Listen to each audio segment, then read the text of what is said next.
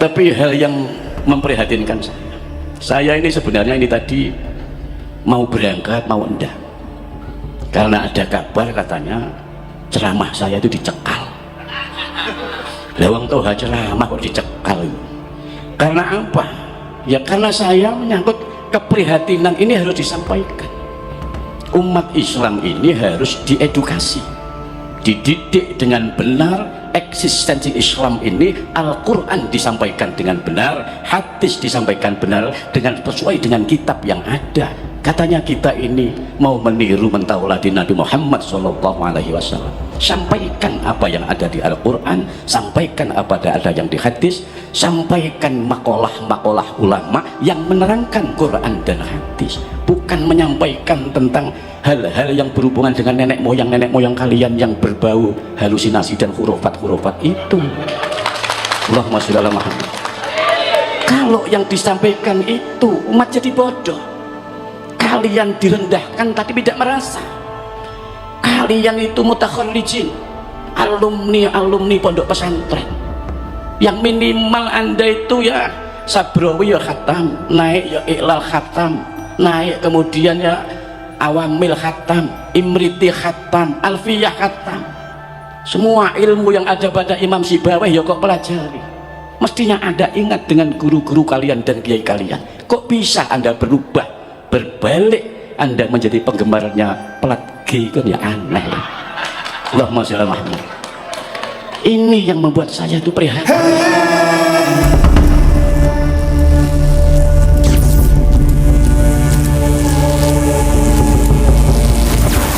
Mustasyar Pengurus Wilayah Nahdlatul Ulama Bali, Kiai Haji Agus Toha Al-Amnan, atau yang akrab disapa Gus Toha, mendapat kabar akan dicekal ceramahnya karena berani menyampaikan kebenaran terkait kesesatan Bani Plat G. Keprihatinan ini, saya sebut Plat G, saya sebut letelek, engkau dicekal katanya. Kami ini tidak menebarkan kebencian, tidak. Kami itu harus mengedukasi umat. Ingat ya, NU dan Ansor ini adalah khadimul ummah. Apa Pak? Khadimul ummah, pelayan umat. Lah kalau pelayan umat, layanono umat ini sesuai kepentingannya umat. Umat gak butuh kok apa-apa. Hadirin yang dimuliakan Allah Subhanahu wa Ta'ala, saya sepakat dengan Ketua Tanfid tadi sebagai khadimul ummah. NU ini karena ya harus melayani umat sebagai khadimul ummah. Dan satu-satunya organisasi, saya sampaikan lagi, yang betul-betul mengawal kedaulatan bangsa dan negara itu hanya NU. Dan NU yang diandalkan adalah underbone-nya, yaitu Ansor. Allahumma sholli. Sampai yang saya ceritakan, makanya saya kalau ada Ansor, saya teringat peristiwa di daerah saya di Banyuwangi, bagaimana Ansor ditipu, dibantai di daerah Curing di Semedok itu. Sampai sekarang sampai ke sana, saya masih kecil itu terjadi betul. Bapak saya ini berapa kali oleh partai terlarang itu, kalau saya sampaikan ruwet lagi siapa pemimpinnya. Ini jadi ini yang membuat kami prihatin. Jangan dikira sekarang ini kita ini ya tetap harus solid. Saya pesan, NU ini harus menjaga soliditas dan loyalitas. Solid dalam ittihad kebersatuan, loyalitas terhadap NU. Namanya saja Nahdlatul Ulama, bangkitnya para ahli ilmu. Makanya dalam Mukadimah saya tadi mengatakan, Allah itu memerintahkan kita untuk nahdoh, bangkit dalam arti melawan kedurjanaan. Makanya baginda Nabi diutus ini ruh yukhrijuhum minad dzulumati ilan nur, untuk mengeluarkan umat ini dari kegelapan kebenaran. Yukhrijuhum minal bid'ati ila sunnah, supaya keluar mereka ini dari hal-hal yang bid'ah yang di situ tidak direkomendasi oleh ulama, ila sunnah, terhadap sunnahnya baginda Nabi Muhammad sallallahu alaihi wasallam. Allahumma sholli ala Muhammad. Lalu saya kalau Ansor itu mengingatkan bagaimana baginda Nabi mencontohkan hubungan antara kaum muhajirin, kaum pendatang, dengan kaum Ansor. Dalam piagam Madinah, baginda Nabi menyatakan, al muhajirina min Quraisy wal ansori min Yathrib wan Nasara wal Yahud innahum kanu ummatan wahidah. Al-muhajirina orang-orang yang pindah, kaum pendatang, min Quraisy dari Quraisy, wal ansori daun kaum Ansor itu min Yathrib dari Yathrib Madinah, dulu namanya Yathrib Pak, sekarang Madinah, wan Nasara dan kaum Nasrani, wal Yahud dan kaum Yahudi, innahum sesungguhnya mereka kanu ono sapa kabeh iku mau iku ummatan umat wahidah yang satu. Allahumma sholli ala Muhammad. Kalau itu saja Nabi bisa mengitihadkan, menyatukan satu, kenapa kita tidak bisa? Makanya saya tadi berbicara, NU harus solid, NU harus jelas, karena banyak sekali mereka itu yang nyusup di NU. Apakah ini nanti saya nggak tahu ke depannya ini. Kalau kami sudah tahu, yang di bawah-bawah ini saya anggap anak-anak kecil itu tidak ngerti. Ada yang mereka ini ke depannya ini sangat membahayakan, sangat membahayakan, tapi mereka tidak peka. Mereka sekarang marah kalau dulu nggak boleh, nggak mau, katanya hubungan dengan kaum kita kalau menikah karena tidak ini dianggap zina. Mereka sekarang mulai bersembunyi, pisanan dengan para kiai-kiai yang memiliki pondok-pondok pesantren besar. Mulai ada apa ini? Kalian tidak tahu. Ada, saya bersahabat banyak dengan kalangan plat G itu, saya banyak bersahabat. Di depan G itu baik, tapi di belakang saya ada. Murid-murid saya itu banyak, ribuan bahkan ratusan. Kalau mereka sudah mengikuti plat G ini, menjadi tidak mau ngaji, malah gak gelem ngaji.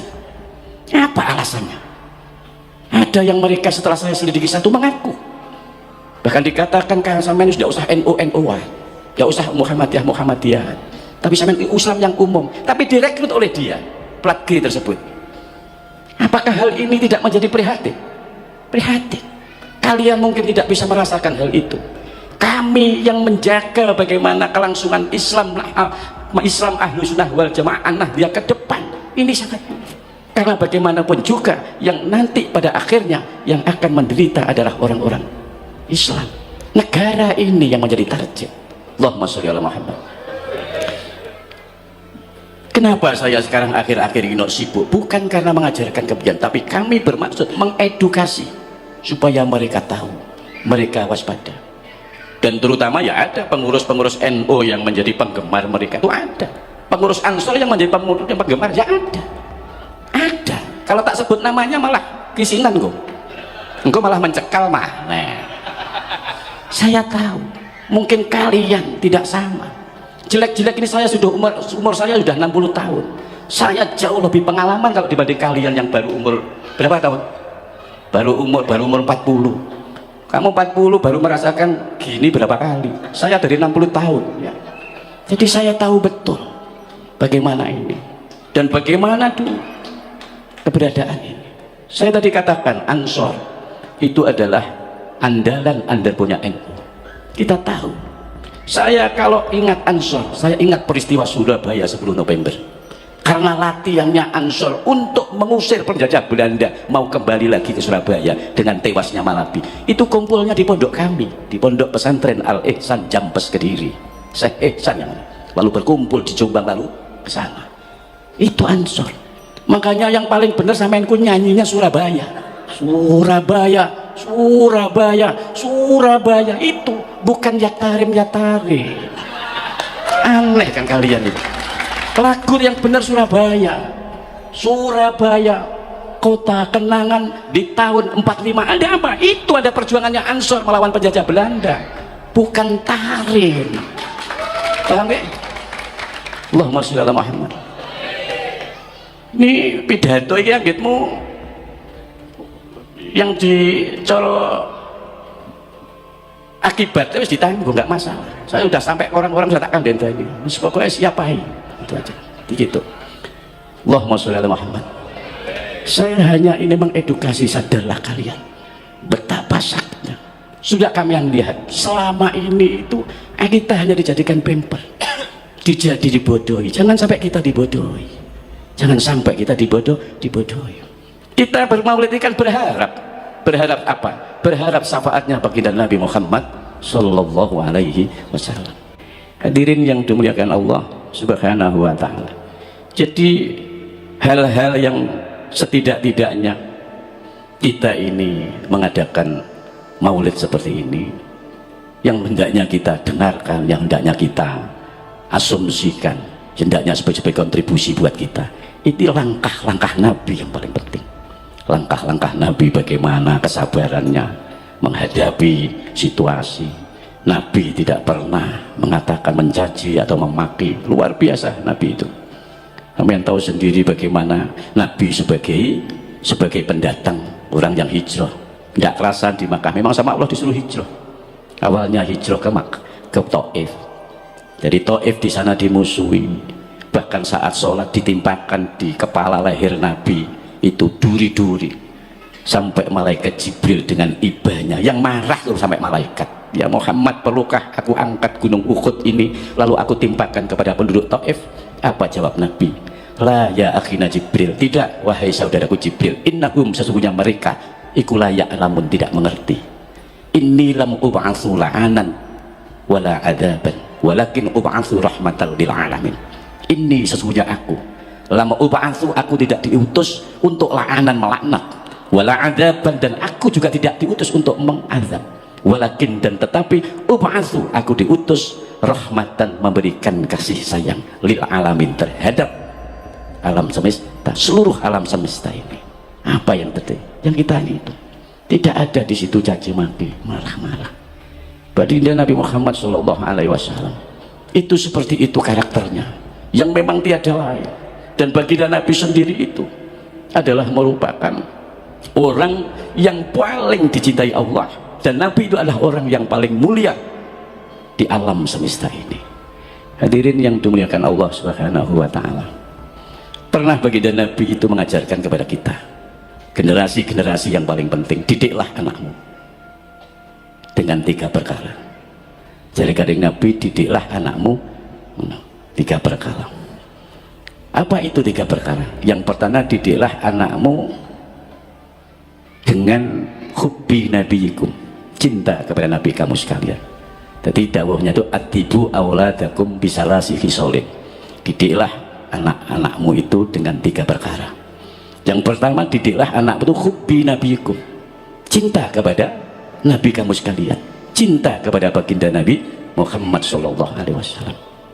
Dengan gimana caranya?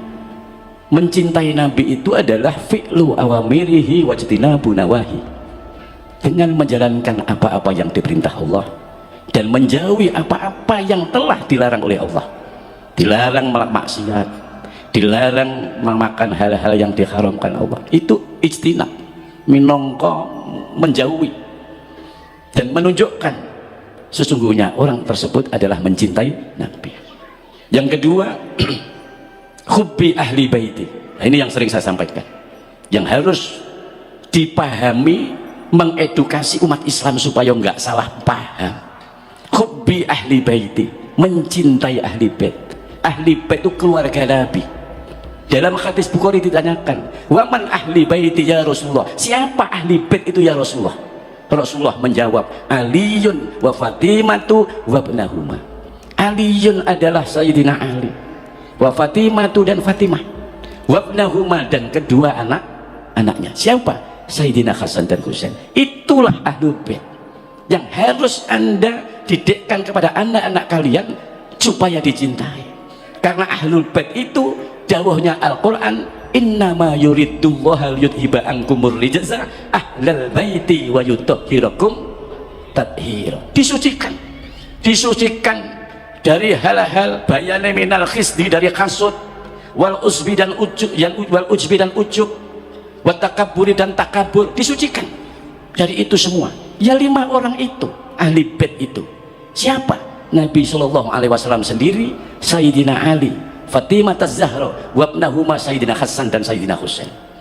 Bagaimana kalau sampai bertanya lalu, bagaimana itu? Seperti Sayyid Ali bin Zainal Abidin, seperti Sayyid Ja'far Shadiq, Sayyid Al-Baqir, Sayyid Ahmad bin Isa, itu semua adalah dzurriyyah Nabi, keturunan Nabi, bukan ahlul bait yang seperti Nabi dan 5 orang itu yang disucikan dari takabur, dari sifat-sifat yang tercela itu. Kalau yang disuruh Allah dari sifat-sifat yang tercela, ya cuma 5 orang itu. Itulah yang disebut ahlu bait. Tidak bisa Anda mengaku-ngaku saya ahli bait, saya ahli bait, nggak bisa. Ahli bait itu harus dijelaskan dengan sungguhnya bahwa yang disebut ahlu bait itu menurut hadis yang sahih di hadis Bukhari yaitu Aliyun wa Fatimatu wa ibnahuma, Sayyidina Ali, Fatimah dan dua anaknya. Allahumma sholli ala Muhammad. Dan ini harus dipahami, tidak usah sakit hati. Kalau Anda memang tidak pernah tahu, nenggonku tak buka nih kitab. Itu. Memang begitu, tidak bisa dibuat buat. Supaya kita tahu. Karena banyak mutakharrijin itu maksud saya adalah orang-orang para alumni pondok. Lalai dengan pondoknya. Ya seperti tadi, berubah bahkan kadang wis gak sowan ngene kiai ini mana. Walaupun dia di sini, dia karena tadi itu tertipu dengan plat G tadi itu. Allahumma sholli ala Muhammad. Hadirin yang dimuliakan Allah Subhanahu wa taala, ada hal yang lebih penting lagi. Baginda Nabi Muhammad SAW nanti ditakoni, ya Rasulullah, ayyul a'malil afdal? Ayu pundi al a'malu pinten-pinten amal al afdal ingkang langkung utama? Amal yang paling utama itu apa ya Rasulullah? Faqala Rasulullah SAW, kemudian Rasulullah menjawab, sallu ala waktiha. Salatlah tepat pada waktunya. Tepat pada waktunya salatlah. Kemudian yang kedua, birrul walidain, berbuatlah baik kepada kedua orang tua. Yang ketiga, jihad fisabilillah, nemen-nemen nih bersungguh-sungguh dalam membela agamanya Allah.